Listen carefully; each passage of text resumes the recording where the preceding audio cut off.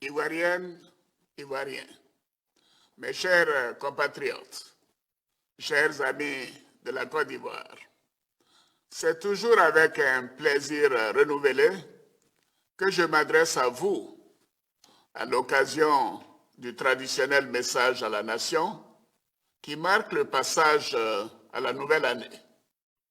C'est aussi l'occasion de faire le bilan de l'année écoulée et de partager avec vous les défis et les enjeux pour la poursuite du développement socio-économique de notre beau pays. Nous abordons tous l'année qui s'annonce avec beaucoup d'espérance. Mes chers compatriotes, l'année 2020 qui s'écoule a été difficile. La crise sanitaire liée à la pandémie de Covid-19 continue de secouer le monde entier. La paix et la cohésion sociale dans notre beau pays ont été mises à l'épreuve à la faveur de l'élection présidentielle du 31 octobre 2020. Les violences consécutives à l'appel à la désobéissance civile de certains partis de l'opposition se sont hélas soldées par des pertes en vie humaine, des blessés et des dégâts matériels importants. Bien évidemment, la justice fera son travail afin que les responsabilités soient situées et la loi sera appliquée dans toute sa rigueur. Je voudrais à nouveau m'incliner devant la mémoire des 87 victimes de ces violences et exprimer toute ma compassion à leurs familles. La solidarité de l'État continuera de leur être manifestée. Je me félicite de toutes les initiatives du corps préfectoral, de la chefferie traditionnelle, des guides religieux et de toutes les bonnes volontés qui ont permis d'éviter le pire dans plusieurs localités. Je félicite tout particulièrement les forces de l'ordre pour leur attitude républicaine, leur professionnalisme et la retenue dont elles ont fait preuve face aux provocations durant toute la période électorale. Ces événements malheureux nous invitent à une attention, à une vigilance permanente pour préserver la paix, la stabilité et la cohésion sociale si chères aux habitants de notre beau pays. Mes chers compatriotes, la Côte d'Ivoire, à l'instar des pays du monde entier, a été touchée par la pandémie de la Covid-19. Cette pandémie a bouleversé nos vies. Beaucoup de nos concitoyens ont vu leur activité s'arrêter. D'autres se sont retrouvés en congé forcé, en chômage partiel, ou ont expérimenté le télétravail. Certains en sont malheureusement décédés, laissant leur famille dans le désarroi. L'appareil productif de notre pays a connu un ralentissement avec une révision du taux de croissance du produit intérieur brut à environ 2% cette année 2020, contre environ 7,2% initialement prévu, ainsi qu'une baisse des marges financières de l'État. Dès l'apparition du premier cas dans notre pays le 11 mars 2020, le gouvernement en a fait une priorité avec l'appui de nos partenaires de développement, en particulier l'Organisation mondiale de la santé, l'OMS. L'État a assumé son rôle régalien en protégeant les habitants de notre pays et en apportant un soutien à notre économie. Le gouvernement a d'abord mis en place un plan de riposte sanitaire d'urgence d'une valeur de 95 milliards 880 millions de francs CFA. Le dispositif sanitaire de ce plan comprend notamment le renforcement des moyens de prévention avec l'acquisition de 240 millions d'unités de masques, dont 180 millions distribués gratuitement au personnel soignant et aux populations à fin décembre. Le gouvernement a également mis en place des infrastructures adéquates pour dépister les cas suspects et les prendre en charge le cas échéant.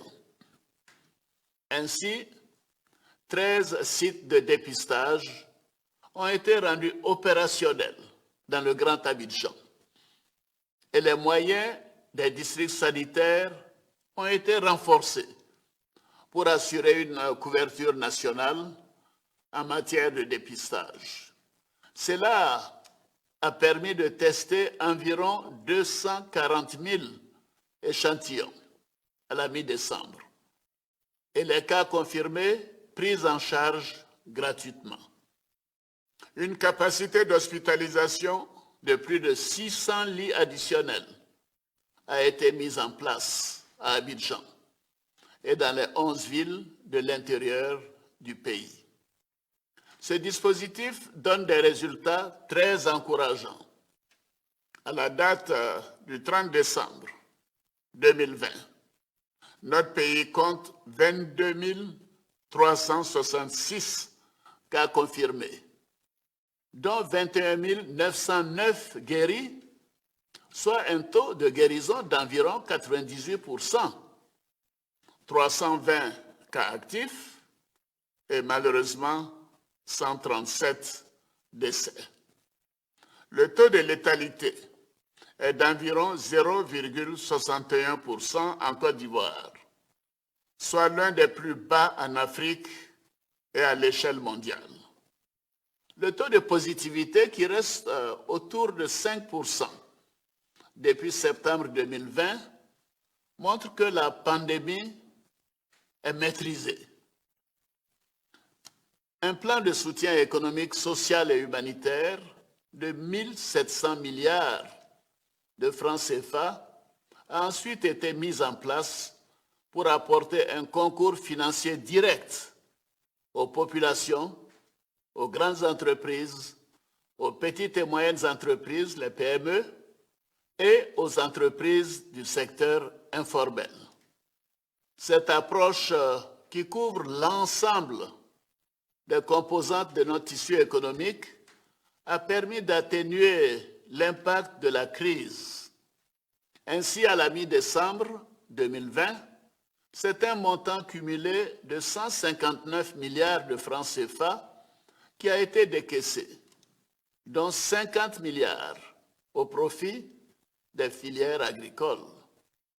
Cet effort a servi à soulager sur toute l'étendue du territoire 156 000 ménages défavorisés, 60 300 acteurs du secteur informel, 570 petites et moyennes entreprises, 68 grandes entreprises et de nombreux acteurs des filières agricoles.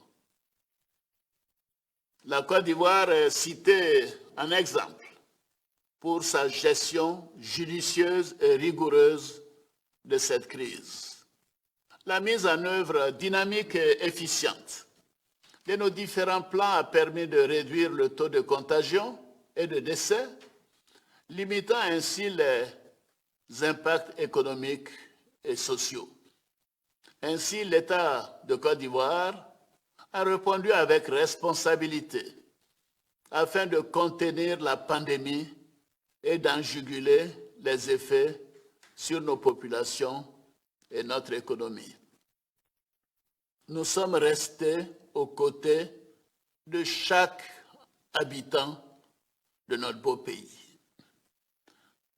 Je félicite tout le personnel médical, civil et de sécurité qui est en première ligne face à cette pandémie.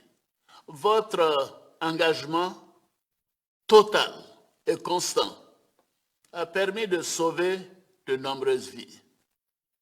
J'invite cependant l'ensemble des populations à maintenir une vigilance à tous les niveaux et à continuer de respecter les mesures barrières, notamment le lavage régulier des mains, le port obligatoire du masque dans les lieux publics et les transports en commun et la distanciation physique. En effet, l'on note à travers le monde, notamment dans la sous-région, une recrudescence de la pandémie due à une deuxième vague de contamination depuis le début du mois de novembre 2020. C'est pourquoi, dans la poursuite de nos efforts pour lutter contre cette pandémie, le Conseil des ministres a décidé de la vaccination à titre gracieux du personnel en première ligne dans la lutte contre cette maladie, à savoir le personnel de la santé, les forces de défense et de sécurité et les enseignants. Une deuxième vague de vaccination concernera les personnes âgées de plus de 50 ans, les personnes avec des pathologies chroniques et les voyageurs internationaux. Ce sont environ 5 millions de personnes, soit 20% de la population ivoirienne, qui sont ciblées par cette vaccination prévue pour débuter en avril 2021. Cette crise nous interpelle aussi sur la nécessité d'intensifier notre programme de développement de notre système de santé. L'accent sera notamment mis sur la généralisation de la couverture maladie universelle, la mise en place de plateaux techniques de haut niveau, l'amélioration de la qualité des prestations, ainsi que la simplification et une rigueur accrue dans la gestion financière des hôpitaux. Ivoiriennes, Ivoiriens, mes chers compatriotes, malgré ce contexte particulièrement difficile, la Côte d'Ivoire est restée l'une des économies les plus performantes à l'échelle mondiale. En effet, au moment où la plupart des grandes économies seront en récession en 2020 en raison de la pandémie de Covid-19, le taux de croissance de l'économie ivoirienne est évalué à environ 2%. La bonne tenue de notre cadre macroéconomique et la gestion rigoureuse de nos finances publiques nous ont permis de maintenir la confiance de nos partenaires au développement et des marchés financiers internationaux qui ont continué d'investir dans notre pays. L'État a poursuivi la transformation structurelle de l'économie, notamment par la diversification de l'appareil productif industriel, l'amélioration du taux de transformation des matières premières agricoles et l'accroissement de la production minière. Cet élan d'accélération de la transformation structurelle s'appuie sur la mise en œuvre de programmes de partenariat avec le secteur privé, notamment en ce qui concerne les produits de base comme l'anacarde, l'EVA et le cacao. L'accent a également été mis sur la poursuite de l'extension et l'entretien du réseau routier dans les villes et sur l'ensemble du territoire national. Ainsi, malgré les restrictions sanitaires, nous avons pris les dispositions pour accélérer et achever les travaux de construction de plusieurs nouvelles routes bitumées, notamment les routes Tchébissou-Djidievi, Bunjali-Odjene, Odiene-Beleba, Ferke-Kong, Agoville-Séchi, Bouna, Doropo, frontière du Burkina, Divo-Guitry, côtière, et Danané, frontière de Guinée. L'année 2021 verra l'intensification de nos activités sur les infrastructures routières et nos interventions porteront sur un minimum de 1313 km de routes en cours de bitumage et la poursuite de la construction de 33 ponts et échangeurs. De nombreux projets structurants ont été initiés pour le développement des ports d'Abidjan et de San Pedro, en vue d'améliorer leur compétitivité. Ainsi, la construction d'un nouveau terminal céréalier au port autonome d'Abidjan, lancé au cours de cette année 2020, permettra d'accroître considérablement la capacité de stockage et d'apporter une solution durable à la problématique de la sécurité alimentaire en Côte d'Ivoire et dans la sous-région. Mes chers compatriotes, chers frères, chères sœurs, les actions menées par le gouvernement ont permis d'améliorer de manière substantielle les conditions d'accès à la santé et à la protection sociale, à l'éducation, à l'électricité, à l'eau potable et à l'assainissement. Une plus large proportion de la population bénéficie aujourd'hui de la couverture maladie universelle.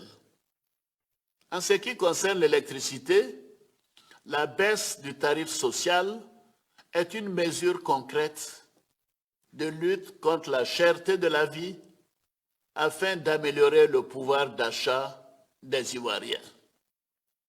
C'est dans ce sens que j'ai pris la décision de la suppression des frais de cotisation des comités de gestion des établissements scolaires, c'est-à-dire les COGES, dans le primaire et le secondaire.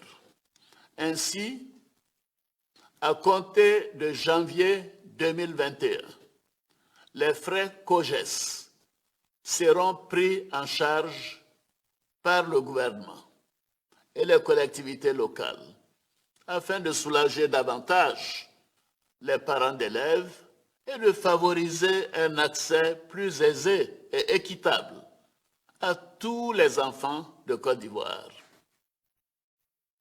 Le programme social du gouvernement se poursuivra tout au long de l'année 2021 en mettant l'accent sur l'accroissement des opportunités d'emploi, la formation et l'insertion professionnelle des jeunes, ainsi que l'autonomisation des femmes.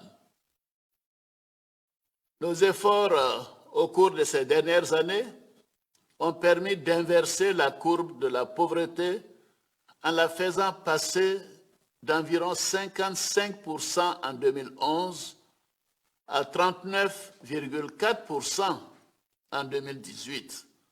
Ce taux devrait continuer de baisser pour se situer aux environs de 35% en 2020.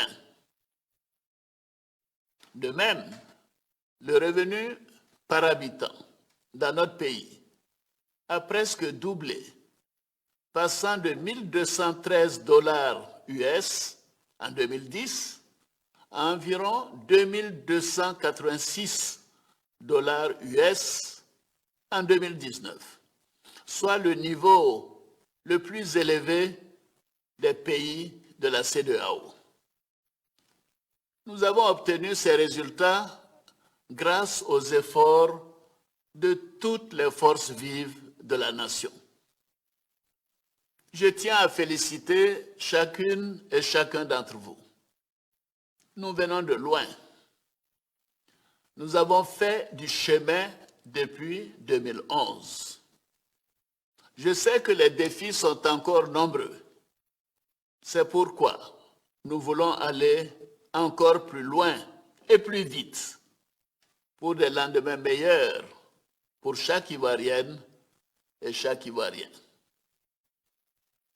Mes chers compatriotes, le 31 octobre dernier, vous m'avez renouvelé avec une large majorité votre confiance à la tête de notre chère Côte d'Ivoire pour les 5 ans à venir.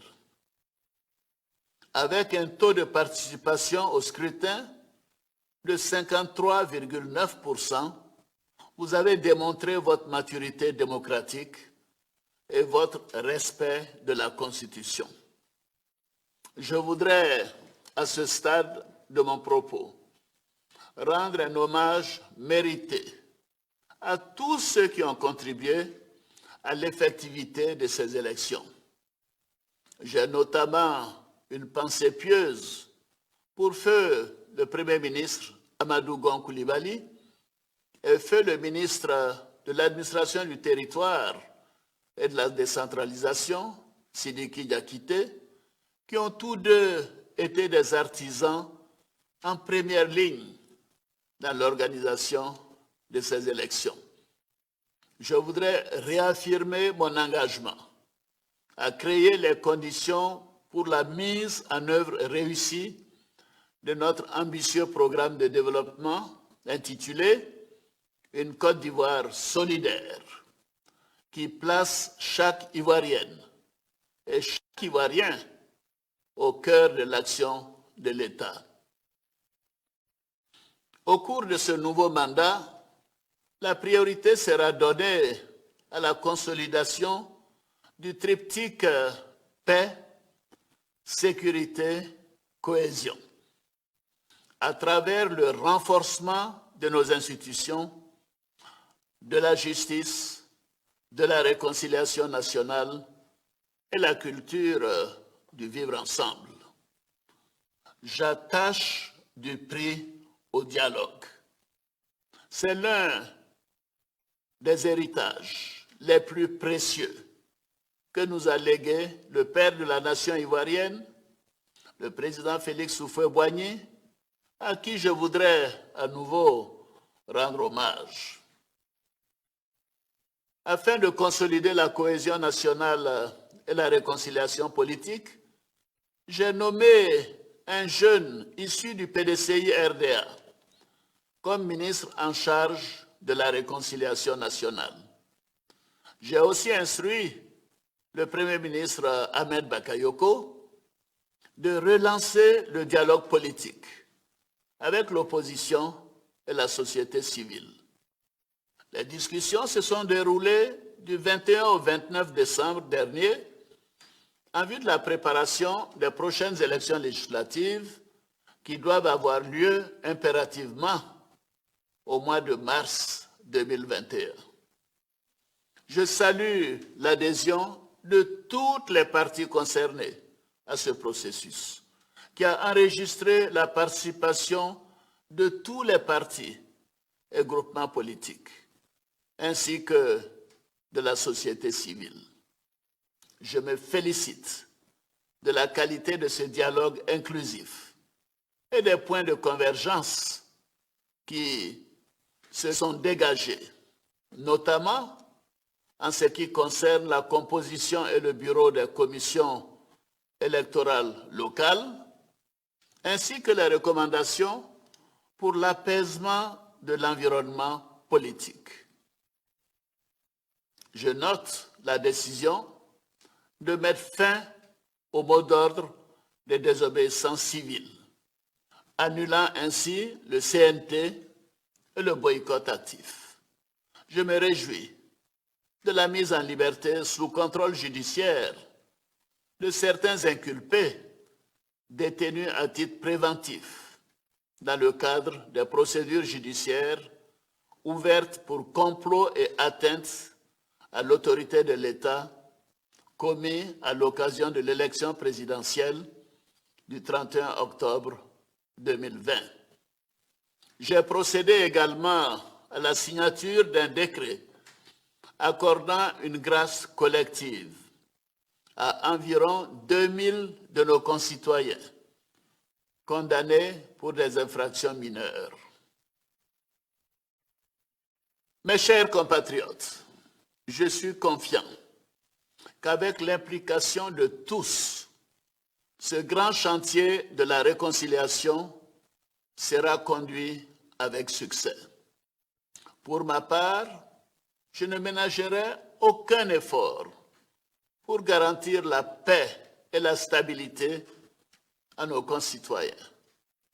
Nous devons continuer sans relâche à rassembler toutes les filles et tous les fils de notre beau pays, à intensifier toutes nos actions en faveur du pardon et de la concorde nationale, dans la justice et le respect des droits et devoirs de chacun. Nous devons poursuivre nos efforts en matière de réforme et de gestion pour que la dynamique économique et sociale entamée puisse avoir plus d'impact sur le quotidien de nos concitoyens. Dans ce contexte, je veillerai au renforcement de la lutte contre la corruption et à la consolidation de la bonne gouvernance. Nous devons également accroître l'efficacité de l'administration dans l'exécution des programmes et des projets afin que la richesse nationale profite équitablement à toutes les populations de notre pays. Ivoiriennes, Ivoiriens, mes chers compatriotes, chers amis de la Côte d'Ivoire, la réussite de notre ambition pour notre pays passe par notre solidarité. C'est pourquoi nous devons multiplier les initiatives visant à rassembler toutes les filles et tous les fils de Côte d'Ivoire dans le dialogue et la responsabilité. Nous avons tous la responsabilité de préserver la paix, de bannir la violence et d'unir nos forces pour la construction d'une nation apaisée, une nation dans laquelle il fait bon vivre. Je crois fortement à notre capacité à offrir à chaque Ivoirienne et à chaque Ivoirien une vie meilleure. L'année 2021 sera à cet égard une excellente année.